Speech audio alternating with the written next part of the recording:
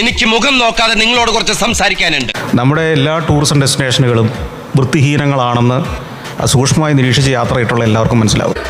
ആര് പറഞ്ഞു? നിങ്ങൾ മൂന്നാറിൽ ചെന്നിട്ടുണ്ടെങ്കിൽ മൂന്നാർ പട്ടണം പോലെ വൃത്തിഹീനമായ ഒരു പട്ടണം കേരളത്തിൽ തന്നെ വേറെ ഉണ്ടോ എന്ന് സംശയമാണ്. അങ്ങനെയൊക്കെ വഴിയില്ലോ. ആലപ്പുഴ ചെന്നാൽ ആ ഹൗസ് ബോട്ടുകൾ കിടക്കുന്ന ഭാഗവും പുന്നമടക്കായലിലും പ്ലാസ്റ്റിക് കുപ്പികളും പോളയും മാലിന്യങ്ങളും നിറഞ്ഞൊഴുകുകയാണ്. അതൊന്നും എനിക്കറിയാൻ മേല. എന്നാ അറിയണം. വൃത്തിയും സൗന്ദര്യബോധവും ഉണ്ടാവുക എന്നതാണ് ടൂറിസത്തിൽ കേരളത്തിൽ കൊണ്ടുവരേണ്ട ഏറ്റവും പ്രധാന കാര്യം.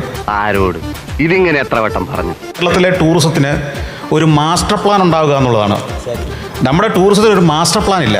പാച്ചേട്ടാ അവമാനിക്കരുത്. ഞാൻ നല്ലൊരു കുടുംബത്തിൽ പറഞ്ഞവനാണ്. നീ നല്ല കുടുംബത്തിൽ പറഞ്ഞു, ഞാൻ പിന്നെ മറ്റേ കുടുംബത്തിൽ പറഞ്ഞാണല്ലോ. ഇതുവരെ ചെയ്ത പല പ്രവർത്തനങ്ങളുമാണ് ടൂറിസത്തിൽ നമ്മളുടെ ഏറ്റവും വലിയ ശാപങ്ങളും തടസ്സങ്ങളും. അല്ല അത് പിന്നെ എന്നെ വേണേ രണ്ടടി അടിച്ചോ, പക്ഷെ ഞാൻ ഉള്ളത് പറയും. അതൊക്കെ ഇവിടെ പറഞ്ഞു, അതൊക്കെ എല്ലാവർക്കും അറിയുന്നതല്ലേ. ഇതുവരെ ചെയ്ത പല പ്രവർത്തനങ്ങളുമാണ് ടൂറിസത്തിൽ നമ്മളുടെ ഏറ്റവും വലിയ ശാപങ്ങളും തടസ്സങ്ങളും. ഇവന്റെ വായിക്കാത്ത കയറിയിരുന്ന് വിടുവിച്ചാലേ ശരിയാവും. നിർഭാഗ്യവശാൽ കേരളത്തിലെ ടൂറിസത്തിന് യാതൊരു പ്ലാനിങ്ങും ഇല്ല. അതാണ് നമ്മുടെ ഏറ്റവും വലിയ ശാപം. ഒരു ഗുണമില്ലാത്ത പൊന്നി.